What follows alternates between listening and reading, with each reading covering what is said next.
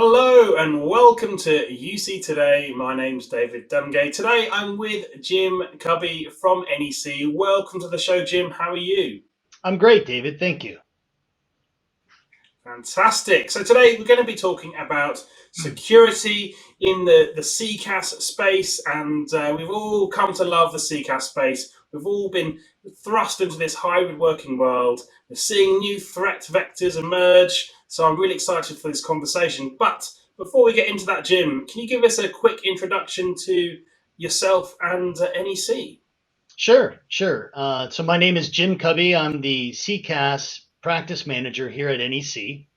And NEC, a global organization that we deliver a lot of different applications and solutions, but in particularly as it relates to cloud services, our NEC Univerge Blue.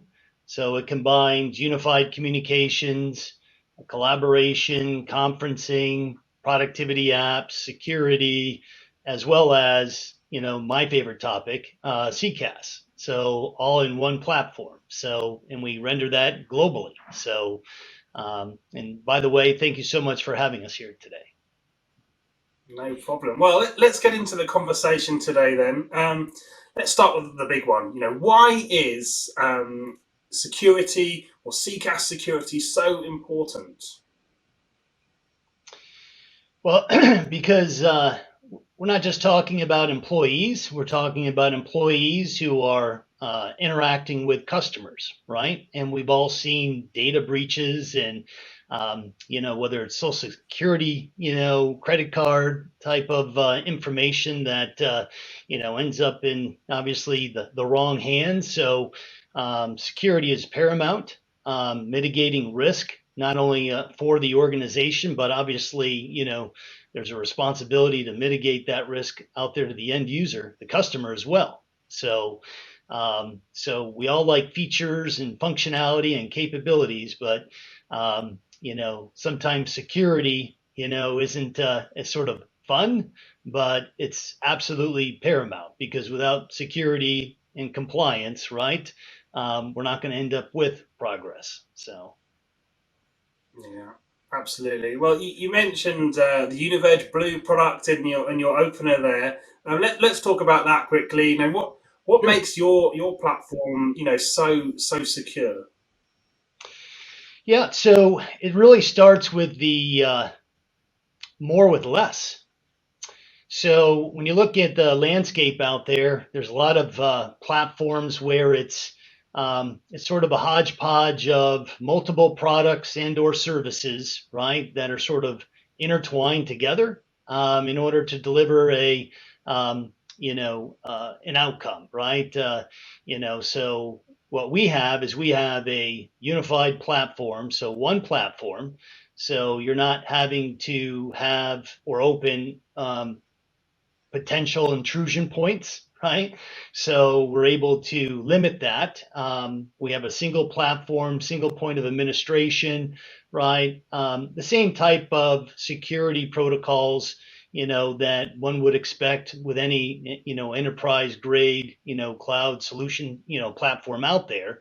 But all of the UCaaS and the CCaaS and productivity apps, it's all one platform. Okay, so there's not separate points of administration, reporting, just where they're hosted. So it's just, it's easy access, right? Secure access. But yeah, so really it starts with, not opening it up as much where it's less. Um, and Yeah. so the physical security, so I mean, that's the data centers where everything is hosted, right? So when there's just your primary as well as your, geo-redundant systems out platforms out there, it can get very large, in terms of a larger footprint when you start looking at how some of the other competitors, try to go to market. Jim, talk to me about cost. We talk about all this security in the marketplace. What part is cost playing? when it comes to CCaaS security and those organizations that are trying to figure out how to make themselves a bit more secure?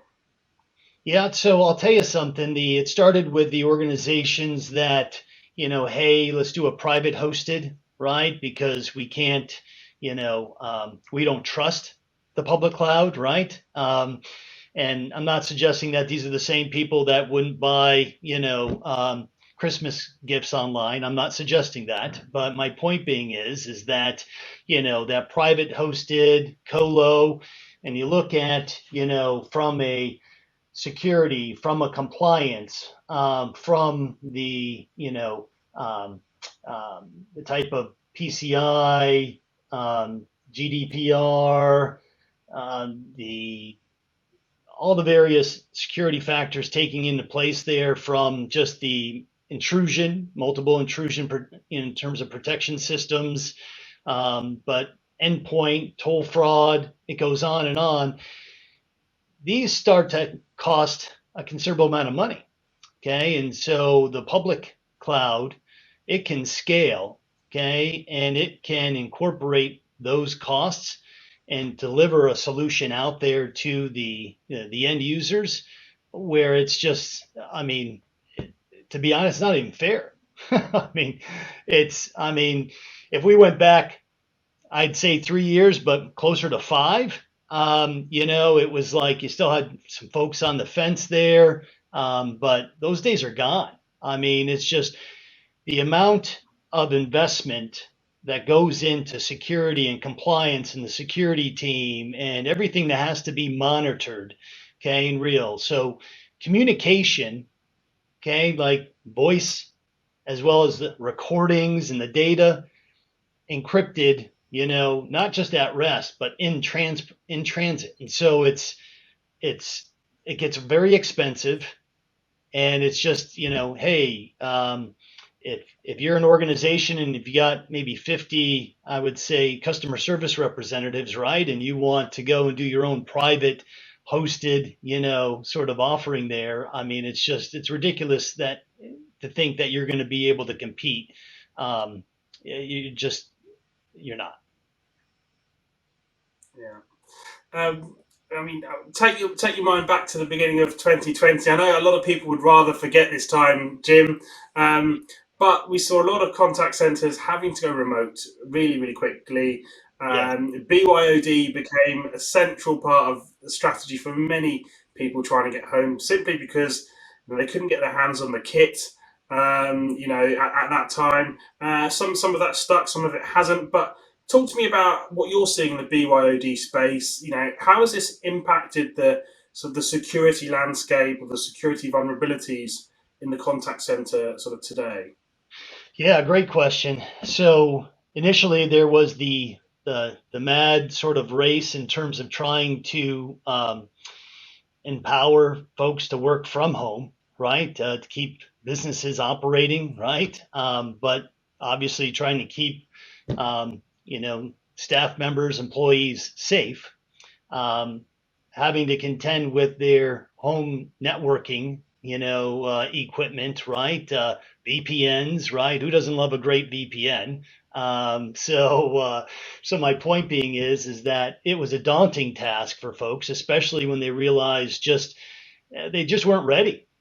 They were not ready in terms of, for that. I mean, we've all come to realize that, and what has come forward from that is just, a continuation of the at-home worker, right, who's also a hybrid worker. I find more folks working in different offices now, okay, than what they did, prior to COVID, right? I find organizations struggling to find that talent out there, if they're going to come into a particular office when you've got excellent, qualified applicants somewhere else, but they're going to work remote. So my wife was the first full remote only person that was hired for a large financial services company, and that was never heard of before, right? But the challenge is there is you're opening it up now to where it's, you're peering out, your dependent on obviously the internet, and you're dependent on the safeguards that you have in place, okay, within the data centers, the architecture, the connectivity, the bandwidth, right? It all. So the monitoring of these solutions has increased, not just ours, but even that of our competition, right? In terms of how we're monitoring, not just the, um, who's accessing, but just the quality as well, right? Because let's face it, a couple years ago, in terms of just a recording, how much bandwidth that would consume, right? Recording a screen, voice, now speech analytics, right? AI, and so yeah, so uh, we're we're now at sort of the new norm. Okay, is really more on the hybrid side, right? In terms of folks that might be working at home, in offices, and they need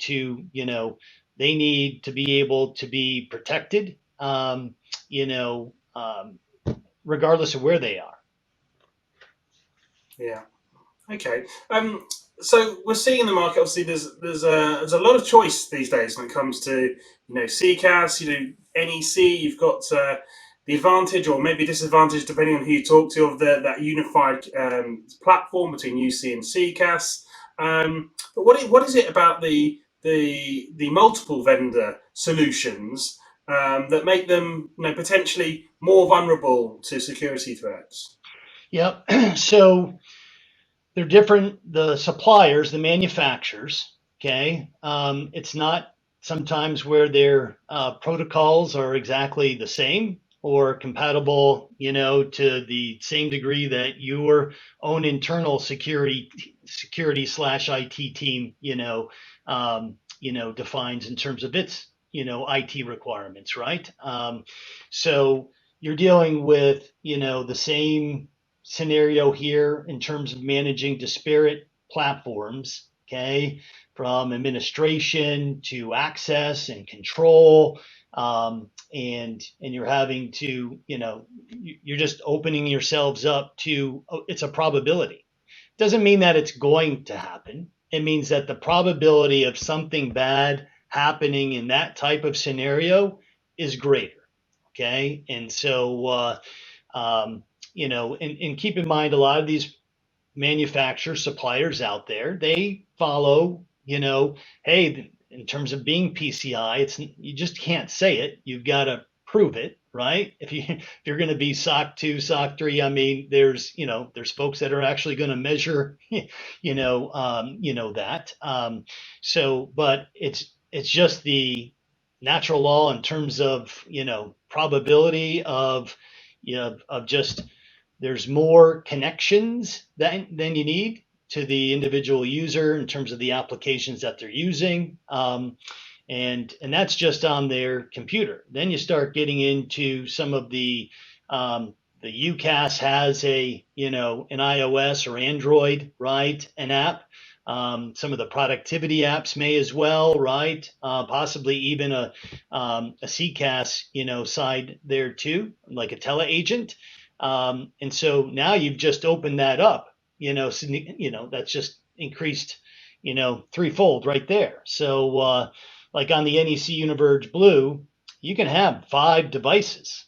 So I can actually be ringing and be leveraging 5 devices, which I got to tell you, David, is rather crazy. I mean, I juggle Yeah. 3 and it gets busy. Okay, so but all that is managed through a single tunnel, if you will, a single pipe in terms of access rights, privileges, all managed through the application. So yeah. Fantastic. So, Jim, unfortunately, that's all we've got time for today. But thank you so much for joining us and sharing some of your insights on the security landscape in the world of CCaaS. Great, thanks, David. And thank you for watching. You've been watching me, David Dungay, on UC Today. If you like today's conversation, please give us a like and a share on social media. That's it from me. See you next time.